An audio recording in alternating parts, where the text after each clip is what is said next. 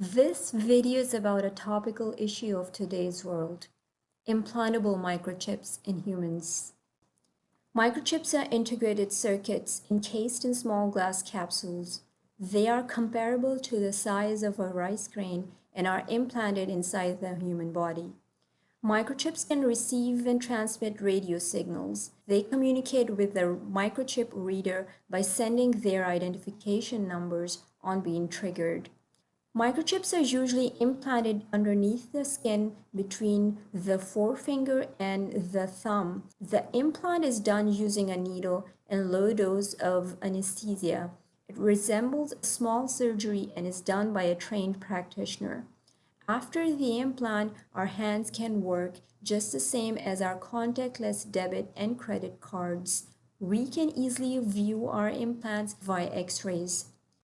Dr. Kevin Warwick is the first person to willingly microchip himself. He is a British scientist and an engineer. In 1998, he implanted a microchip in his forearm and used it for basic purposes like opening doors and operating light switches. The chip was removed from his body after 9 days and has been kept in Science Museum of London since then. In 2002, he implanted microchips in his own and his wife's brains. These chips were linked to nearby computers and with each other.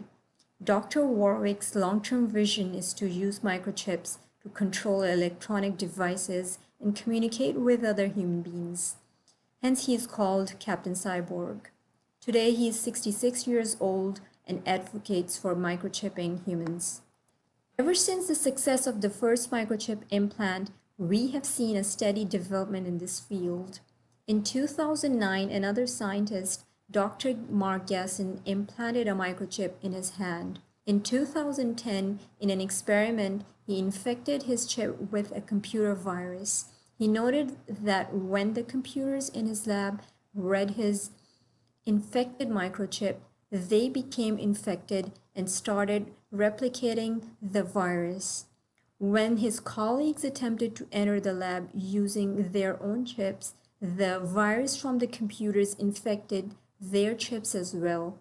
This experiment reveals the vulnerability of microchips and forces us to think about possible ramifications of implanting them.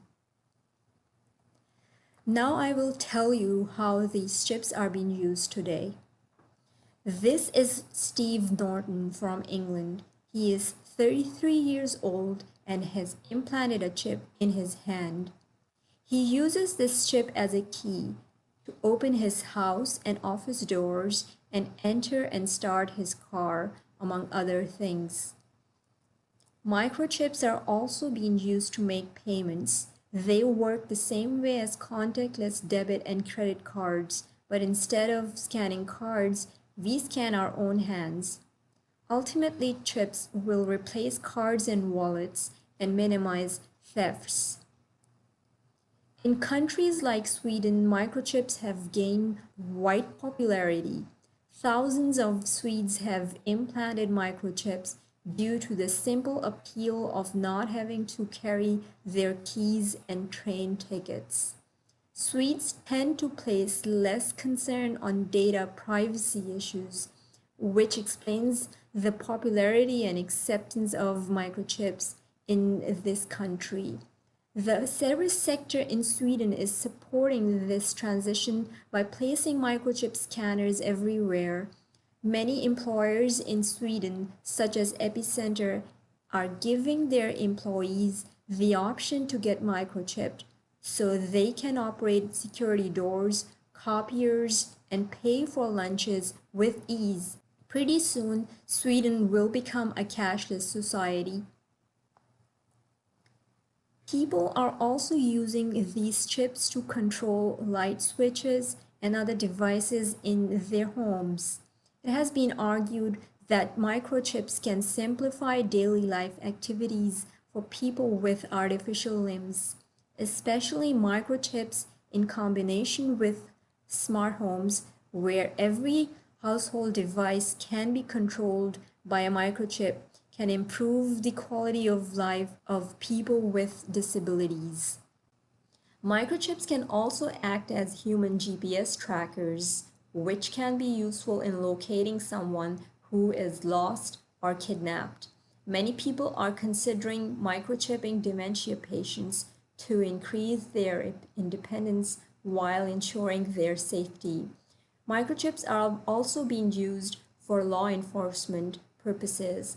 Prisoners are being microchipped so they can easily be tracked if they escaped.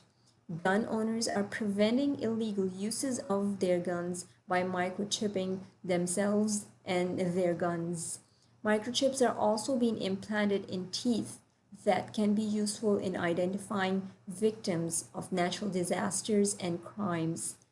Microchips have many applications in the health sector. For example, they are being used to access patients' medical records in hospitals' databases. In 2004, FDA declared VeriChip medically safe to use for this purpose. People with diabetes, arthritis, cancer, and other diseases are being implanted with microchips that can provide optimum drug dosages and minimize drug side effects. Cochlear implants can improve hearing ability of people. It may be an option when hearing aids do not provide the clarity of sound needed to understand speech and spoken language. Similar implants exist for eyes as well. In the future, microchips will be used to diagnose and treat cancer while it is still in its early stages. They will also be used to create artificial organs. In an ongoing project led by Dr. Roy and Dr. Fissel, artificial kidneys are being manufactured with the help of microchips. Future microchips will be operated via body heat and will be able to do voice recognition and vital sign tracking. This will be useful in tracking the trajectory of several medical conditions, including heart diseases, dementia, and Parkinson's disease, and for providing timely medical help to patients. It is also believed that in the future, microchips will be used to enhance human abilities in both able-bodied and limited ability individuals.